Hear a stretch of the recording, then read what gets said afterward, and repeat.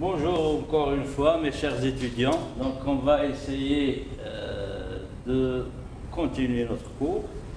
Donc la dernière fois on avait parlé de notion de flux économique, l'interprétation du flux, et donc on a essayé surtout d'analyser l'opération ou les opérations effectuées par l'entreprise.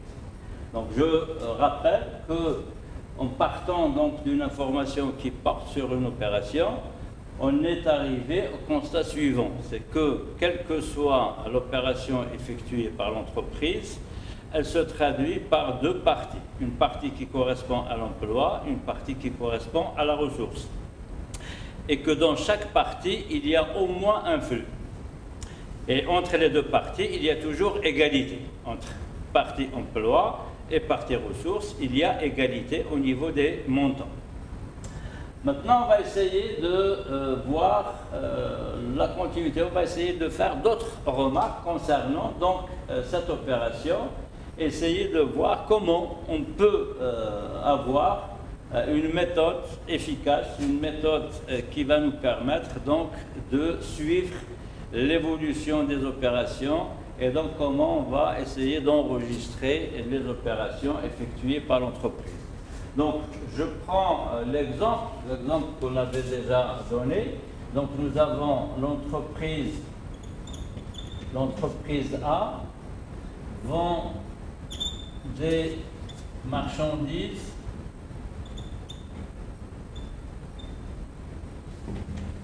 à l'entreprise B, voilà, pour, disons, 120 000, l'exemple qu'on avait donné la dernière fois, dans les conditions suivantes. Donc, 60 000 contre chèque, 40 000 à crédit et 20 000 voilà, contre espèce.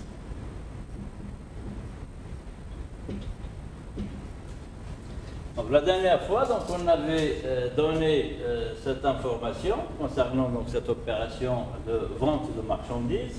On avait effectué, on avait fait un schéma concernant l'entreprise A et concernant l'entreprise B. Maintenant, je vais me contenter uniquement du dernier schéma, c'est-à-dire le résumé. Donc, on a dit qu'au niveau de l'entreprise A, pour interpréter cette information, donc nous avons la partie ressources et nous avons la partie emploi où il y a trois flux concernant les emplois. La ressource, on avait dit, correspond à une vente de marchandises d'une valeur de 120 000. Au niveau des emplois, le premier flux, ça correspond à la banque. On a été payé par un chèque bancaire de 60 000, d'une valeur de 60 000. Le deuxième flux, ça concerne le crédit qui a été accordé à l'entreprise B. Donc, on a dit que l'intitulé du flux, on l'a intitulé client B, et donc d'une valeur de 40 000. Et enfin, le troisième flux qui porte sur les espèces, et ça concerne la caisse de l'entreprise d'une valeur de 20 000. Donc, même chose pour l'entreprise B. Alors, lorsque nous parlons d'enregistrement comptable, lorsqu'on parle d'enregistrement comptable, il faut bien se positionner. Donc là, soit que nous sommes comptables dans l'entreprise A, soit que nous sommes comptables dans l'entreprise B. Et chaque comptable, il va enregistrer par rapport à sa position. Donc, lorsqu'on parle de l'entreprise A, le comptable, comment il va traduire l'information? Donc, il va dire on a vendu des marchandises et on a obtenu des moyens financiers sous forme de chèques, etc., etc. Pour l'entreprise B, le comptable, qu'est-ce qu'il va dire? Il va dire on a acheté des marchandises et on a payé par chèque en espèces et on a bénéficié d'un crédit de la part de l'entreprise A. Alors, Maintenant, on va se poser la question, c'est-à-dire qu'il y a des acquis, c'est-à-dire que, comme vous le constatez, quelle que soit l'opération, elle se traduit par deux parties et qui sont équivalentes. Il y a égalité entre les deux parties. Il y a une équivalence. Je reprends le résumé ici. Donc nous avons l'emploi qui correspond donc à achat de marchandises d'une valeur de 120 000. Et l'autre partie, donc ça concerne les ressources, la première ressource, la deuxième ressource, la troisième ressource. Donc ça porte sur le chèque, c'est-à-dire ça concerne le compte bancaire, 60 000. Je ne fais que reprendre donc les montants. Deuxième, ça concerne donc le crédit qui a été accordé par l'entreprise A. Donc on a bénéficié donc d'un crédit. Nous avons une dette et une dette envers le fournisseur A d'une valeur de 40 000. Et on a utilisé un troisième moyen, troisième ressource, c'est les espèces qu'on a pris de la caisse et pour payer. Voilà. Donc, comme vous le constatez, quelle que soit la position donc, de l'agent économique, de l'entreprise, l'opération se traduit toujours par deux parties. Et dans chaque partie, il y a au moins un flux et les deux parties sont équivalentes. Et bien sûr, pour l'entreprise A, on parle de vente de marchandises et donc on a obtenu donc, des moyens financiers. Pour l'entreprise B, on a obtenu des marchandises et on a donné, donc on a payé, on a réglé, donc par chèque en espèces et on a bénéficié donc d'un crédit. Alors maintenant, qu'est-ce que nous constatons? Qu'est-ce que nous constatons? On va essayer de voir un peu ce que nous pouvons dégager. Nous constatons que l'opération, quelle que soit l'opération, il y a toujours un échange entre deux entreprises. Donc c'est une opération à caractère bilatéral. Nous constatons qu'au niveau de chaque entreprise, l'opération se traduit par deux parties. Là encore, nous avons deux parties. Une partie qui correspond à la ressource, une partie qui correspond à l'emploi. Nous constatons encore que au niveau d'un flux, si je prends par exemple le flux financier banque, parfois il est emploi et parfois il est ressources. Ça dépend donc de la nature de l'opération. Est-ce que nous avons vendu ou est-ce que nous avons acheté? Donc, une entreprise, quelle que soit l'entreprise, elle est toujours amenée à acheter des marchandises et vendre des marchandises. Et donc, lorsqu'on achète, et si on ne paye pas un chèque bancaire, ça veut dire que le chèque bancaire va constituer pour nous une ressource, parce qu'on va acheter la marchandise, on va obtenir la marchandise et on va payer par chèque. Et lorsque nous vendons la marchandise, le flux financier banque constitue donc un emploi. Donc, là encore, on constate que le flux aussi, il peut se présenter doublement. Parfois, il est emploi, parfois, il est ressources. Plus encore, qu'est-ce que nous constatons? Ce qu'on peut faire comme remarque, c'est qu'une entreprise, elle est amenée à faire plusieurs opérations. Bien. Si on doit donner l'information sur chaque opération de cette manière, ça va être difficile pour nous, de gérer cette information. Surtout lorsqu'on veut avoir une information précise sur un flux. Supposons qu'il arrive un moment où on veut faire un investissement, par exemple, on veut faire des achats, on va investir dans un matériel, et pour investir, donc, il faut voir est-ce que nous avons les moyens. Alors, comment va-t-on savoir si nous avons les moyens suffisants donc, pour faire face à cet investissement, à ces dépenses? Donc, il faut consulter le compte bancaire, il faut consulter la caisse et voir est-ce qu'il y a de l'argent d'une manière suffisante. Donc, si nous enregistrons, si nous donnons l'information sur toutes les opérations de cette manière, donc supposons que nous avons 100 opérations par jour. Et ce qui veut dire que sur un mois, nous avons donc 3000 opérations. Donc 30 par 100, ça fait 3000, et ça peut être même plus.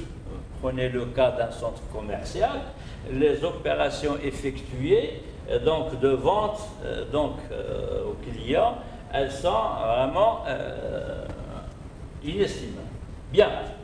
Donc, là, on peut se poser la question. Si je veux avoir une idée sur ma situation, la situation de mon compte bancaire, comment on va faire? Comment on va faire? Est-ce qu'on va consulter l'ensemble des opérations et voir quand est-ce qu'on a payé par banque, quand est-ce qu'on a encaissé le chèque bancaire, même chose pour la caisse, et ainsi de suite. Donc, ça va être vraiment très, très difficile. Mais en partant donc de ce constat, qu'est-ce qu'on peut dégager? On peut dégager que on va suivre la même logique que tout à l'heure. Par exemple, pour l'entreprise A, nous avons deux parties. Je vais essayer de schématiser ces deux parties, donc qui portent sur des flux. Donc j'ai la partie emploi, la partie ressources, pardon, voilà, j'ai la partie ressources qui porte sur un flux qui correspond à la vente de marchandises, et je vais schématiser ça par un tableau. Voilà. Au niveau donc de la partie qui correspond aux emplois, j'ai trois flux, voilà, trois flux que je vais représenter par des tableaux. Voilà, trois flux.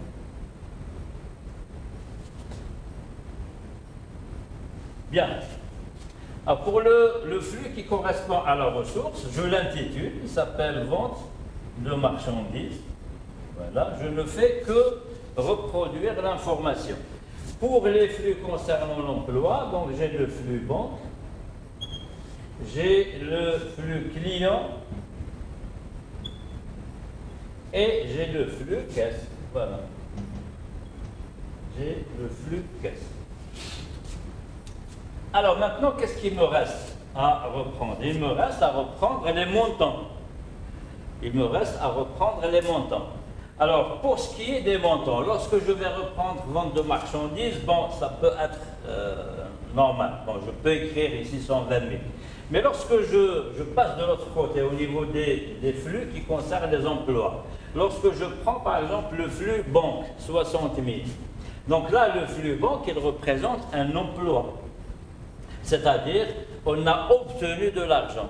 Mais comment on va faire lorsque le flux correspond à une ressource, c'est-à-dire lorsqu'on donne de l'argent.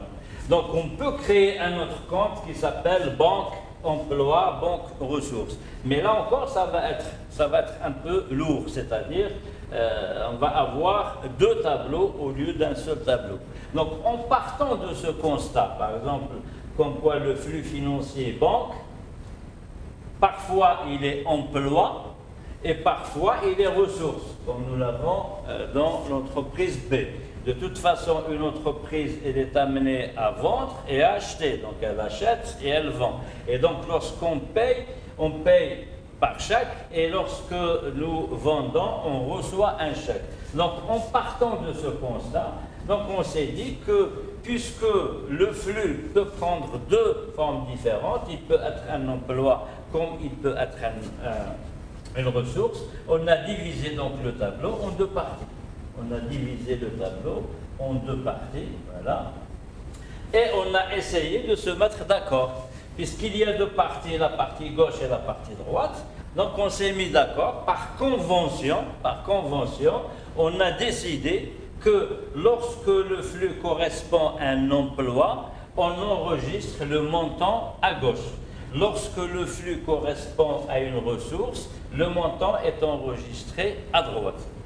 Et donc, au niveau donc de ce tableau, donc si je dois reprendre les montants, puisque nous sommes on s'est dit que le flux, lorsque le flux correspond à un emploi, c'est à gauche, donc c'est ici, emploi, et à droite, c'est la ressource. Donc emploi, ressources, emploi, ressources, et emploi, ressources. Voilà. Donc, maintenant qu'on s'est mis d'accord, donc par convention, que les montants qui correspondent à des ressources sont enregistrés à droite et les flux qui correspondent à des emplois sont enregistrés à gauche, je peux reprendre les montants. Donc, au niveau du flux vente de marchandises, 120 000, c'est une ressource, donc on inscrit le montant ici, 120 000. Voilà. En ce qui concerne les flux qui correspondent aux emplois, donc j'ai le flux banque, c'est un emploi, donc l'emploi, le montant est enregistré ici. Pour le client B, donc le montant est enregistré à gauche, 40 000 ici. Pour le flux caisse, donc le montant est enregistré ici, 20 000. Ce qui veut dire que lorsque le flux banque correspond à une ressource, le montant sera enregistré ici, et ainsi de suite. Donc, là encore, qu'est-ce que nous constatons? Nous constatons qu'on a repris l'essentiel de l'information concernant un flux, c'est-à-dire la nature et la forme du flux et le montant du flux. Donc, j'ai ici, au niveau du flux ressources, de la partie ressources, donc j'ai enregistré le flux, et au niveau de la partie emploi, j'ai enregistré donc les montants donc, de ce flux. Là encore, qu'est-ce que nous constatons? Nous constatons que le principe de base n'a pas changé. Nous avons toujours le même principe, c'est-à-dire il y a deux parties, une partie ressources et une partie emploi. Et il y a équivalence entre les deux parties, c'est-à-dire ici, on a enregistré un montant de 120 000 en ressources en contrepartie d'un montant total de 120 000 en emploi, ce qui correspond à ce schéma. Donc 60 000 plus 40 000 plus 20 000. Donc là, au niveau de ce tableau, donc, on va essayer de dégager. On va essayer de dégager pour avoir de la place. Voilà, on dégage. On va avoir de la place pour les autres flux, pour les autres montants. Voilà.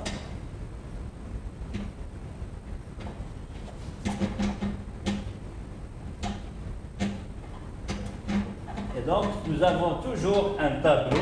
Nous avons toujours un tableau en deux parties. Hein. Une partie qui correspond à l'emploi, une partie qui correspond à la ressource, c'est la nature du flux. Même chose du côté donc, des emplois. Donc, lorsque nous avons parlé donc d'une manière générale en termes de parties, on a parlé de partie ressources et partie donc emploi. Maintenant que nous utilisons donc le tableau en bas, donc au lieu de parler d'emploi, on change de terminologie et au lieu de dire emploi, on dit débit. Et au lieu de dire ressources, on dit crédit.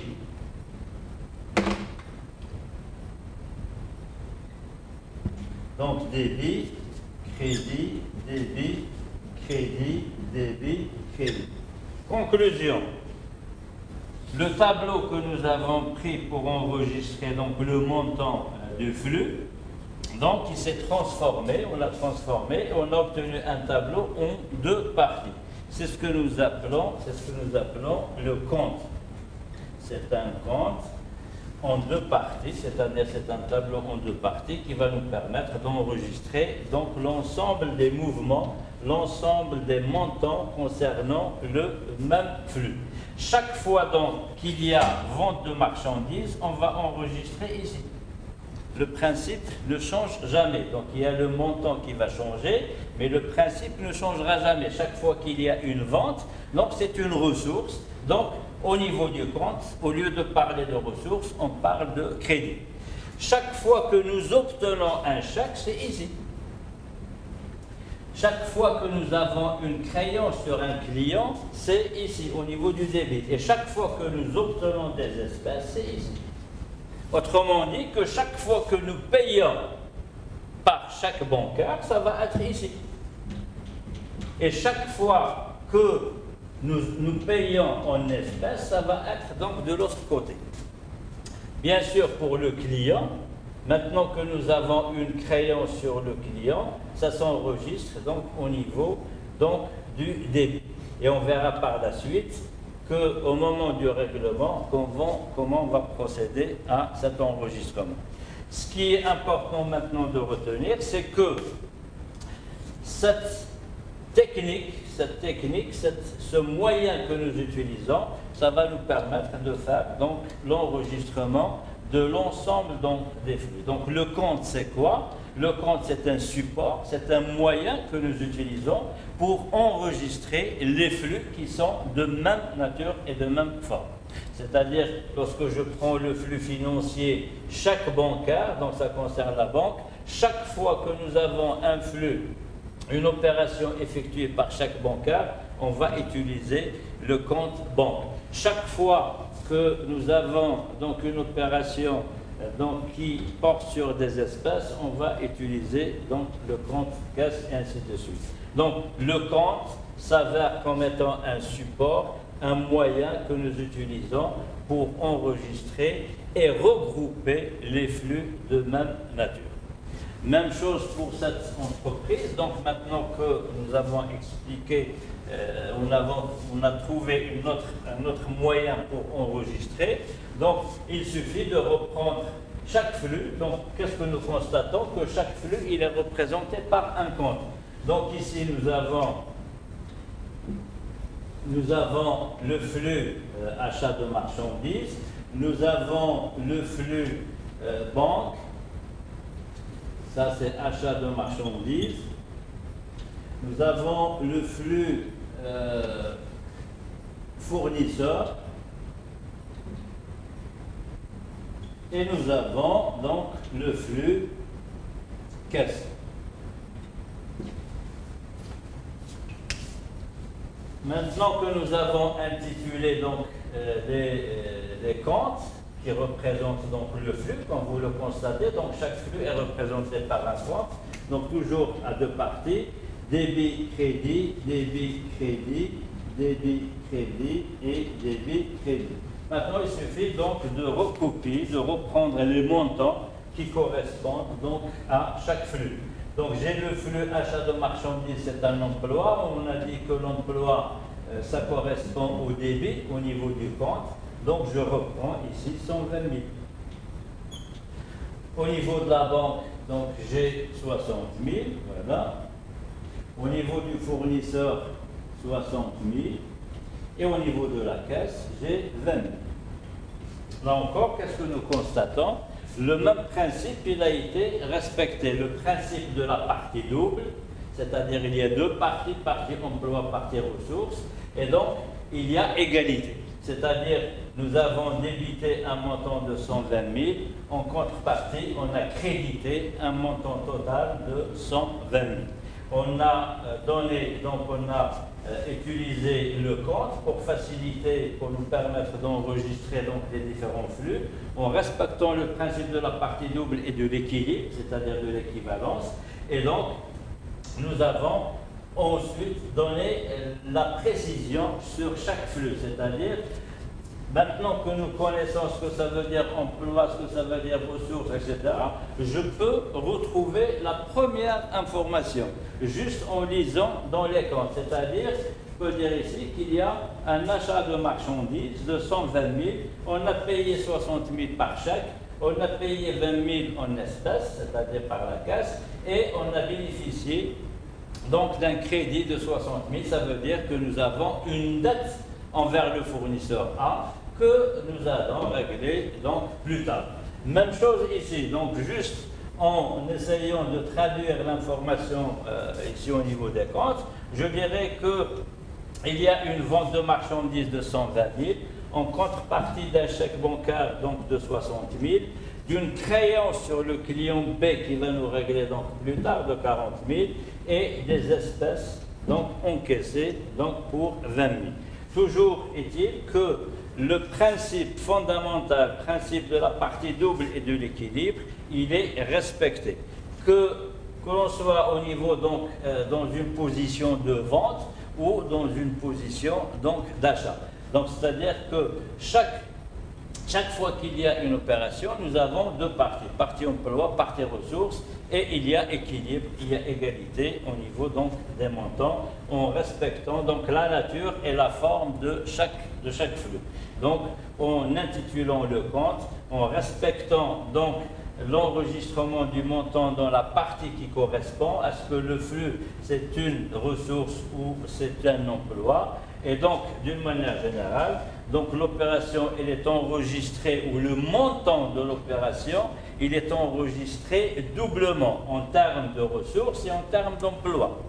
Et il y a donc toujours égalité entre total ressources et total emploi. Donc voilà donc pour ce qui est de la notion du compte, donc qui nous permet donc d'enregistrer, d'effectuer les enregistrements et de regrouper. Et c'est ça l'avantage donc du compte. Le compte c'est un support, c'est un moyen qui va nous permettre d'enregistrer les montants des différents flux et donc de regrouper les flux qui sont de même nature et de même forme. C'est-à-dire que chaque fois que nous avons le compte, le flux, chaque bancaire, donc il s'agit du compte bancaire, donc c'est le compte banque qui va donc enregistrer les montants, que ce soit en termes d'emploi, que ce soit en termes de ressources. Même chose pour les flux sous forme donc de caisse. Donc voilà pour la notion de compte, pourquoi on utilise le compte. Ça va nous permettre donc de récapituler, donc de regrouper donc les différents flux qui sont multiples donc, dans le cadre de l'activité de l'entreprise. Et donc c'est un moyen qui va faciliter l'enregistrement donc comptable. C'est ce qu'on appelle donc le compte en tant que support qui enregistre donc les flux, qui traduisent l'opération en termes d'emploi et en termes de ressources. Et au niveau du compte, au lieu de parler de ressources, au lieu de parler d'emploi, donc puisque le compte il est divisé en deux parties, donc on s'est mis d'accord, c'est par convention.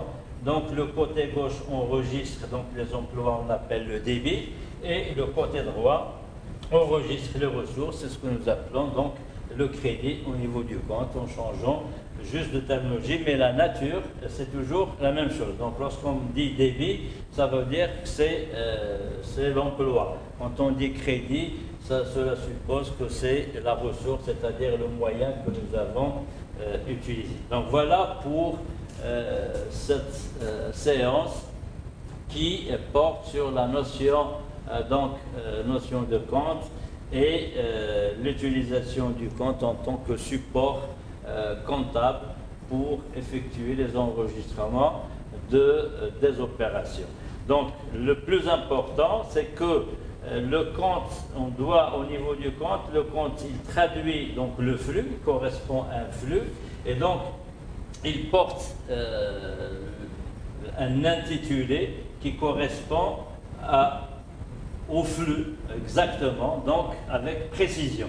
Et donc lorsque nous distinguons entre les différents flux, on donne donc la précision, c'est dans un intérêt de clarté et de transparence, parce que lorsque nous parlons de chaque bancaire, ça n'est pas la même chose que lorsque nous parlons des espèces dans la caisse. Parce que lorsque nous parlons de chaque bancaire, les mouvements par chaque bancaire, ça concerne le compte bancaire, ça ne touche pas les mouvements de la caisse. Et lorsque nous parlons de mouvements au niveau de la caisse, ça ne touche pas, ça ne correspond pas donc au mouvement de la banque. C'est pourquoi donc il y a cette séparation, donc cette clarté, cette précision au niveau de chaque flux pour qu'il n'y ait pas de confusion, pour qu'il n'y ait pas d'erreur et pour qu'on puisse avoir une information fiable, une information sincère, une information donc qui est précise. Et tout l'intérêt de la comptabilité, c'est justement une information précise, fiable, claire, qui permet de nous donner par la suite donc d'autres informations comme on le verra. Et merci pour cette séance. Donc on aura l'occasion de continuer plus tard. Merci.